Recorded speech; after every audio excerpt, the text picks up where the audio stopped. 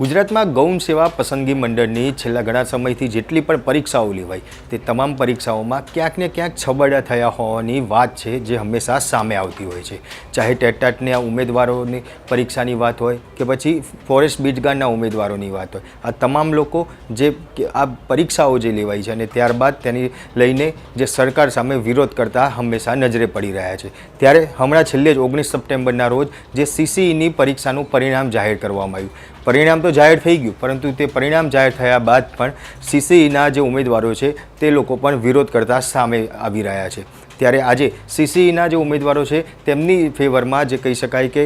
બનાસકાંઠાના જે સાંસદ જ્ઞાનીબેન ઠાકોર છે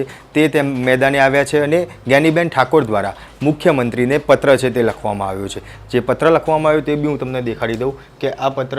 જે બનાસકાંઠાના સાંસદ જ્ઞાનીબેન ઠાકોર દ્વારા લખવામાં આવ્યો છે। આ એમનું લેટર પેડ છે અને આ પત્ર લખવામાં આવ્યો છે રાજ્યના મુખ્યમંત્રી ભૂપેન્દ્ર પટેલને, કે જેની અંદર લખવામાં આવ્યું છે વિષય જાહેર ક્રમાંક 212/2024-25 CCEનું પ્રાથમિક પરીક્ષાનું પરિણામ જે GPSC મુજબ જાહેર કરવામાં આવે તે બાબત।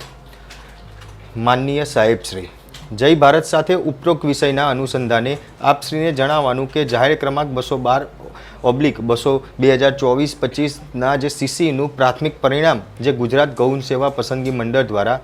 1/4/2024થી જે 20/5/2024 સુધીમાં આયોજન કરવામાં આવેલું હતું, પરંતુ સદર જગ્યાની જાહેરાતમાં કેટેગરી વાઇઝ 7 ગણા ઉમેદવારોને મુખ્ય પરીક્ષા માટે બોલાવવામાં આવશે, પરંતુ 19/9/2024ના રોજ જે પ્રસિદ્ધ થયેલા પરિણામમાં કુલ જગ્યાના 7 ગણા ઉમેદવારોને પાસ કરેલ, જેમાં જાહેરાતમાં દર્શાવેલી કેટેગરી વાઇઝ 7 ગણા ઉમેદવારોની શરતોનું પાલન થયેલ નથી, જેથી મોટાભાગના ઉમેદવારોને અન્યાય થયેલ છે। જ્યારે GPSC ક્લાસ 1-2 તેમજ સુપર ક્લાસ 3ની પરીક્ષામાં કેટેગરીના 7 ગણા ઉમેદવારોને મુખ્ય પરીક્ષા માટે લાયક ગણવામાં આવે છે, જેથી જ ગુજરાત ગૌણ સેવા પસંદગી મંડળ અને GPSC મુજબ જે CCEનું પ્રાથમિક પરિણામનું ફરીથી જાહેર કરે તેની સાથે જ મોટાભાગના ઉમેદવારો તે તક મળી રહે તેવી રજૂઆત કરવા જે જ્ઞાનીબેન ઠાકોર છે તેમની સમક્ષ આ લોકો પહોંચ્યા હતા અને એટલા માટે જે આ લેટર છે, જે આ પત્ર છે તે રાજ્યના મુખ્યમંત્રીને સાંસદ જ્ઞાનીબેન ઠાકોર દ્વારા લખવામાં આવ્યો છે અને છેલ્લે લખવામાં આવ્યું છે કે સદર રજૂઆત અને યોગ્ય કાર્યવાહી કરવા જરૂરી સૂચના આપવા મારી આપ સાહેબશ્રીને વિનંતી સહ ભલામણ છે। અને અહીંયા જ્ઞાનીબેન ઠાકોરની સહી, એટલે કે કહી શકાય કે જ્ઞાનીબેન ઠાકોર દ્વારા જે CCEનું પરિણામ જાહેર કરવામાં આવ્યું ને તેમાં કહેવામાં આવ્યું છે કે જે ઉમેદવારો પાસ થયા તે 7 ગણા ઉમેદવારો છે કે જે આની અંદર પાસ થયા છે અને તે ઉમેદવારોએ જ્ઞાનીબેન ઠાકોરને ભલામણ કરી હતી કે GPSCની જે ક્લાસ 1-2 અને સુપર ક્લાસ 3ની જે પરિણામ હોય છે અને તે પ્રમાણે આ જે CCEનું પરિણામ છે તે પણ તે પ્રમાણે જાહેર કરવામાં આવે, એટલે કે ફરીથી આ જે પરિણામ છે તે જાહેર કરવામાં આવે તે માંગ સાથે આ પત્ર મુખ્યમંત્રીને લખવામાં આવેલો છે। ત્યારે કહી શકાય કે છેલ્લા ઘણા સમયથી જે મુખ્યમંત્રી આ જે રાજ્યની સરકાર છે તેમના વિરુદ્ધ અને ખાસ કરીને જે શિક્ષણ મંત્રી કુબેર ડિંડોર છે તેમના વિરુદ્ધમાં જે ઉમેદવારો છે તે વિરોધ કરતા જોવા મળી રહ્યા છે। ગાંધીનગર ખાતે પણ આ વિરોધ પ્રદર્શન થતું હોય છે। ખાસ કહી શકાય કે ટેટટાટના જે ઉમેદવારો છે ઘણા લાંબા સમયથી જે કાયમી ભરતી માટે થઈને જે આંદોલન છે તે કરતા હોય છે, ગાંધીનગર ખાતે જે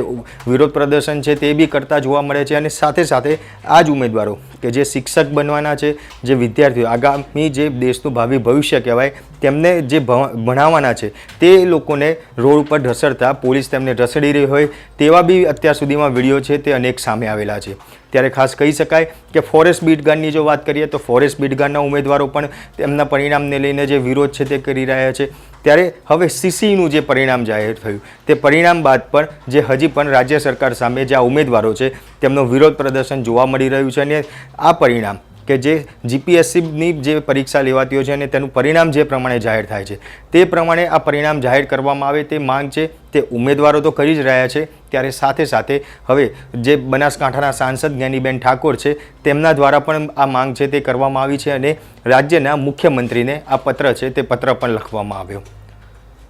ત્યારે આપ જ્ઞાનીબેન ઠાકોર દ્વારા જે પત્ર લખવામાં આવ્યો છે તેને લઈને આપ શું કહેશો તે કોમેન્ટ બોક્સમાં જરૂરથી જણાવજો। સાથે જ અમારી નિર્ભય ન્યૂઝ ચેનલને લાઇક, શેર અને સબસ્ક્રાઈબ કરવાનું ભૂલશો નહીં। આભાર।